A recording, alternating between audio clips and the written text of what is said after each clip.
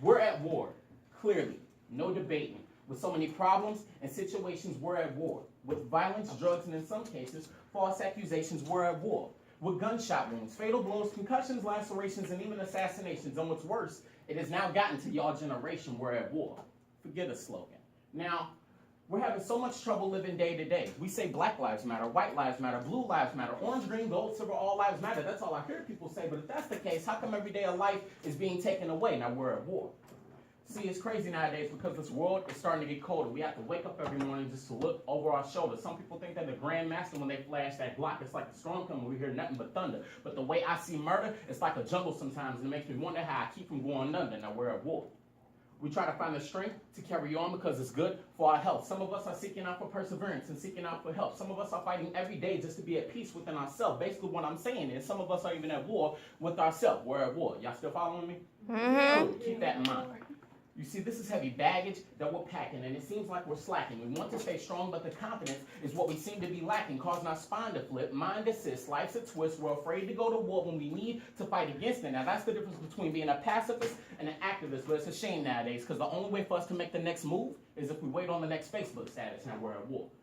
Speaking of Facebook, I feel like Facebook is somewhat controlling. And yes, I know that I said this very boldly. And I know some of y'all probably looking at me scolding, but just to prove my point, some of y'all gonna have your thumbs on somebody's timeline scrolling.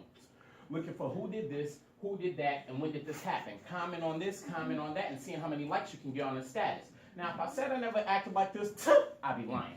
But I am looking for a balance. Yes, I'm actually trying to resist from having on my phone so much just to see who's replying. Trying to resist from having my phone on the table during a meeting, yes, to save the embarrassment, and trying to resist from picking up my phone whenever I hear the ding every time I get a message that we're at war.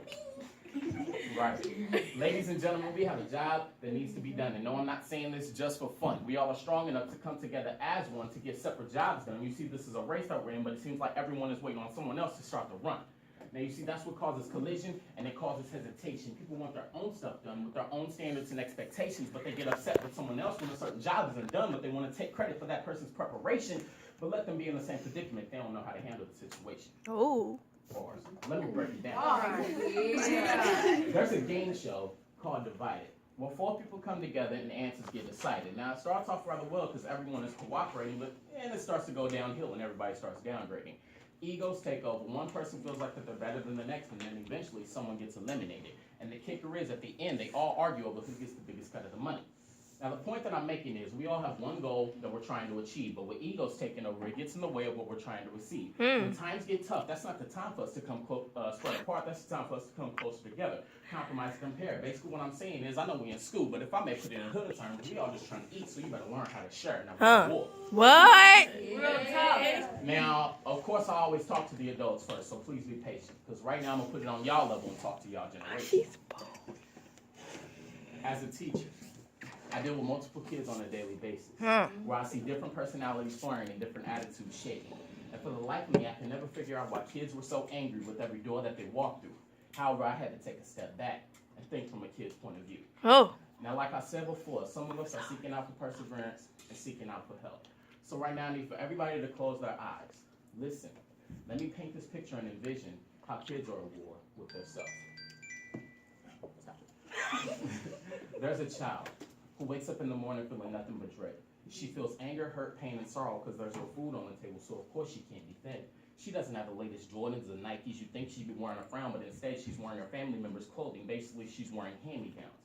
Of course she gets talked about. She's the quiet kid in class, and she just wants to give in, all to the simple fact that she just wants to fit in. She's waiting on 7th period to roll around because that's the closest time for school to come to an end. But then she goes home, living in nothing but fear. All she wants is a family member or a friend, someone to give her a listening ear, someone to tell her you can make it, and if you need anything, I'm here to listen. Now picture yourself in that kid's position. Yes, this happens on a daily basis, and it's no surprise. Now open your eyes to the fact that kids deal with stuff that we as adults don't even know, and it hurts me to see one of y'all hurt, and all y'all have to show is a smile, even though that y'all want to frown, and it's hard for y'all to keep your mind intact to the point to where sometimes your anxiety attacks your anxiety attacks. Some of us as adults feel that way too. But right now, if y'all feel nothing but discouragement, allow me to take this opportunity right now to give you these words of encouragement. And it's that you can make it. You are stronger than this world around you. You're beautiful, gifted, talented, and smart in every way about you. Yeah, it's cool to fit in sometimes. Yeah, that's kind of true, but stop trying to be like everybody else because nobody can be you but you. See, you can be anything you want to in this world. Whether it is to play an instrument or shoot a ball to make a score. But just be proud that you're smart. Be proud that you picked up a book before. See, this world is waiting on you to slip. They want you to live in negativeness and live in negligence. But see, it's your job to outsmart them because one thing people fear most is not your ignorance, but it's your intelligence. However, if anybody got a problem with you keeping your mind intact, just tell them, catch me outside. How about that?